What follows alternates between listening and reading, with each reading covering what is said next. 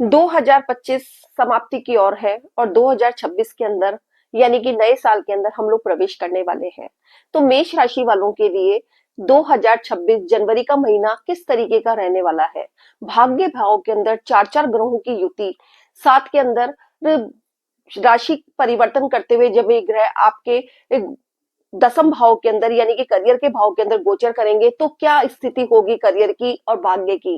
क्या नए आयाम होंगे भाग्य के अंदर और करियर के अंदर। किन किन चुनौतियों का सामना करना पड़ेगा आपके भाग्य को लेकर और आपके करियर को लेकर। इन सब बातों की तमाम चर्चा आज मैं इस वीडियो के अंदर करने वाली हूँ, तो आप लोग वीडियो के एंड तक बने रहिएगा। जय श्री कृष्णा, मैं निधि जोशी आप लोगों का अपने एस्ट्रो निधि चैनल पर तहे दिल से स्वागत करती हूँ। भाइयों और बहनों, मेरा ये राशिफल चंद्र राशि, लग्न और बोलते नाम के आधार के ऊपर भी देखा जा सकता है। तो आप लोग इन तीनों के आधार के ऊपर यह राशिफल देख सकते हैं। तो चलिए हम ग्रहों की गोचर की स्थिति देख लेते हैं कि ग्रहों के गोचर की स्थिति क्या रहने वाली है। सबसे पहले मेष राशि कालपुरुष कुंडली की पहली राशि है, जिसके स्वामी बनते हैं मंगल देव, जो कि आपके भाग्य भाव के अंदर बैठे हुए हैं और तीन तीन ग्रहों से युति बनाए हुए हैं।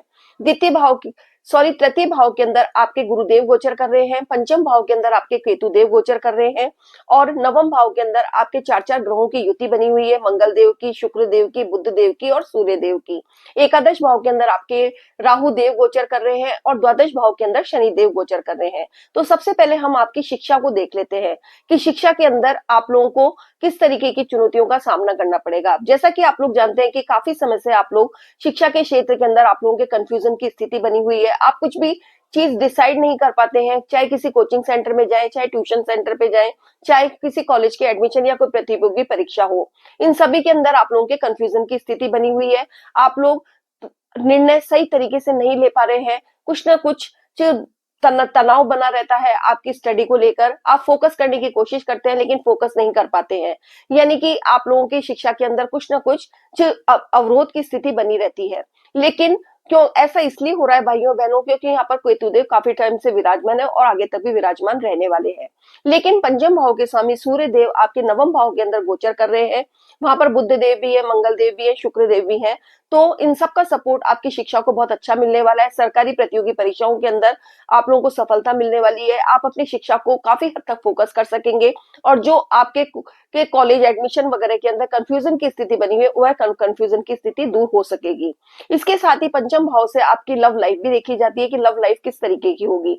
लव लाइफ के अंदर यहाँ पर केतु विराजमान है, तो जैसा कि आप लोग जानते हैं कि केतु ब्रेकअप का काम करते हैं, चीजों के अंदर तनाव पैदा करते हैं, मीन मेख निकालने की स्थिति को पैदा करते हैं और साथ के अंदर भ्रम की स्थिति को भी पैदा करते हैं, जिससे कि आपकी लव लाइफ के ऊपर बहुत ज्यादा असर पड़ने वाला है। और पंचम भाव के स्वामी सूर्य देव बनते हैं, जो कि आपके नवम भाव के अंदर गोचर कर रहे हैं, जो कि तृतीय भाव और षष्ठ भाव के स्वामी बुध देव वहां बैठे हुए हैं। इसके साथ ही शुक्र देव द्वितीय भाव और सप्तम भाव के स्वामी होकर वहां बैठे हुए हैं और मंगल देव आपके लग्नेश और अष्टमेश होकर वहां बैठे हुए हैं। तो लव लाइफ के अंदर आप लोगों को काफी परेशानियों का सामना करना पड़ रहा होगा। अब बात करते हैं वैवाहिक जीवन की। वैवाहिक जीवन हमेशा सप्तम भाव से देखा जाता है। सप्तम भाव के स्वामी बनते हैं शुक्रदेव, जो कि आपके नवम भाव के अंदर गोचर कर रहे हैं और तीन तीन ग्रहों से युति बनाए हुए हैं। तो आपका वैवाहिक जीवन बहुत सुखमय रहने वाला है और आपके जो साथी हैं उनका भाग्य भी उनके कार्य क्षेत्र के अंदर उनको सफलता दिलाने वाला होगा। भाग्य को उनको पूरा सपोर्ट मिलेगा। इसके साथ ही व्यापार भी सप्तम भाव से देखा जाता है, जिसके स्वामी भी बनते हैं शुक्रदेव। तो वो भाग्य भाव के अंदर बैठे हुए हैं, जिसकी वजह से आपके व्यापार के अंदर आप लोगों को उन्नति देखने को मिलेगी। आर्थिक स्थिति आप लोगों की अच्छी रहेगी। यदि आप कोई प्लानिंग कर रहे हैं किसी भी कार्य की, तो उस प्लानिंग के अंदर आप लोगों को सफलता मिलेगी और भाग्य आपका पूरा पूरा साथ देगा, आपके वैवाहिक जीवन के अंदर भी और आपके व्यापार के अंदर भी। अब बात करते हैं भाग्य भाव की, जो सबसे महत्वपूर्ण भाव है।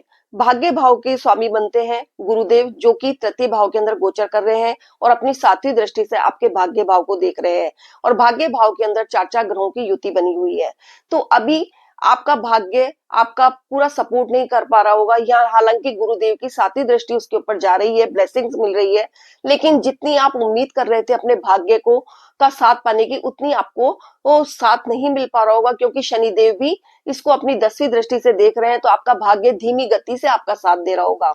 लेकिन माह के मध्य के अंदर जब ग्रहों के राशि परिवर्तन करेंगे, उसके बाद आपका भाग्य आपका पूरा पूरा साथ देगा। साथ के अंदर करियर के अंदर भी आप लोगों को ग्रोथ देखने को मिलेगी। आपके करियर के अंदर आपको एक अजीब सी एनर्जी महसूस होगी, क्योंकि मंगल देव भी आपके दसम भाव के अंदर गोचर करेंगे, जो कि मंगल यहाँ पर आकर उच्च के हो जाते हैं और साथ के अंदर दिग्बली हो जाते हैं, और वो अपनी चौथी दृष्टि से आपके लग्न को देखेंगे, जिसकी वजह से आपके अंदर जो काफी टाइम से अनईजी महसूस कर रहे थे आप, तो उसके अंदर आपको एनर्जी देखने को मिलेगी और आप एक नई दिशा को देखते हुए एक नए उत्साह के साथ अपने काम को आगे बढ़ाने की कोशिश करेंगे।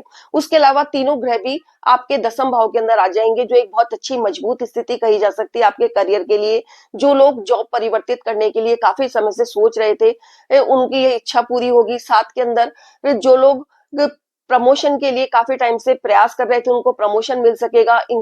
साथ के अंदर आपके ट्रांसफर के योग भी बन सकते हैं, और आप यदि जॉब परिवर्तित करने की सोच रहे हैं काफी टाइम से, तो वो जॉब भी परिवर्तित हो सकेगी। लेकिन दसम भाव के स्वामी शनिदेव, जो कि आपके द्वादश भाव के अंदर भी गोचर कर रहे हैं, जिसकी वजह से आपके कामों के अंदर थोड़ी डिले हो सकती है और आपको नई नई चुनौतियों का सामना करना पड़ सकता है। आपकी आय बहुत अच्छी होगी, आपके डिजायर सारी पूरी होंगी, लेकिन आपके खर्चों की बढ़ोतरी भी देखने को मिलेगी। अब बात करते हैं आपके स्वास्थ्य की, क्योंकि यदि इंसान का स्वास्थ्य अच्छा रहता है तो उसका हर काम के अंदर मन लगता है। आपके स्वास्थ्य को हमेशा लग्न से देखा जाता है। जो आपके स्वामी बनते हैं मंगल देव, जो कि अभी आपके नवम भाव के अंदर गोचर कर रहे हैं, लेकिन कुछ महीने के मध्य के अंदर मंगल देव जब राशि परिवर्तन करेंगे, उसके बाद वो अपनी चौथी दृष्टि से जब आपके लग्न को देखेंगे, तो आपके लग्न को, आपके व्यक्तित्व को काफी मजबूती देखने को मिलेगी। लेकिन आपको थोड़ा भी इस समय अपने गले का और कफ और कोल्ड का पूरा ध्यान रखना है। साथ के अंदर मौसमी बीमारियों से बच के रहना है। उसके अलावा आप लोगों के जो स्वास्थ्य है, उसके अंदर कोई कमी देखने को नहीं मिल रही है। आपका स्वास्थ्य अच्छा रहेगा। छोटी मोटी मौसमी बीमारियां आपको परेशान कर सकती है। अब बात कर लेते हैं हम उपाय की, कि उपाय आप लोगों को किस तरीके से करना है। तो आपको हनुमान चालीसा का पाठ नियमित रूप से करना है। आदित्य स्तोत्र का पाठ आपको हर रविवार के दिन करना है। साथ के अंदर आपको मंगलवार के दिन हनुमान जी के मंदिर के अंदर जाकर माथा टेक कर आना है। यदि आप ये सब उपाय करते हैं, तो आने वाले जनवरी के महीने के अंदर, सन 2026 के अंदर, आप लोगों के सामने जो भी चुनौतियां और परेशानियां आएंगी, वो परेशानियों का सामना करने की अंदर आप यदि उपाय करेंगे तो आप लोगों को राहत मिलेगी। भाइयों बहनों, यदि आप लोगों को मेरा वीडियो पसंद आया तो प्लीज मेरे वीडियो को लाइक कीजिएगा, शेयर कीजिएगा, साथ में बेल आइकॉन का बटन दबाना मत भूलिएगा, ताकि मेरे वीडियो के सभी नोटिफिकेशन आप लोगों को समय समय पर मिलते रहे। सेफ रहिए, स्वस्थ रहिए। धन्यवाद। जय श्री कृष्ण।